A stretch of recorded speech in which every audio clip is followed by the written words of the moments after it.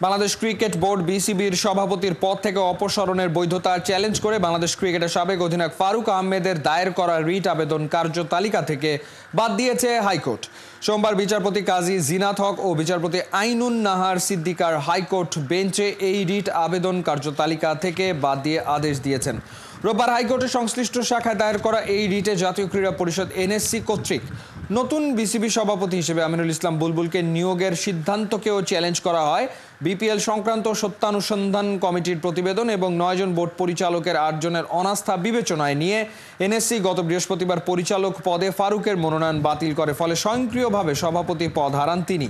পরদিন শুক্রবার বিসিবির পরিচালনা পর্ষদের সভায় পরিচালকদের ভোটে সর্বসম্মতিক্রমে 17তম সভাপতি হিসেবে নিয়োগ পান বাংলাদেশ ক্রিকেটের আর এক সাবেক অধিনায়ক আমিনুল ইসলাম বুলবুল। আইনেই আছে আপনার ডিসপিউট রিমুভাল যে কোনো কিছু হোক না কেন এগ্রিভ তিনি আপনার আপিল দায়ের করবেন, সেটার জন্য ওনার এই ফোরামটা প্রিম্যাচুয়ার এখানে আসা।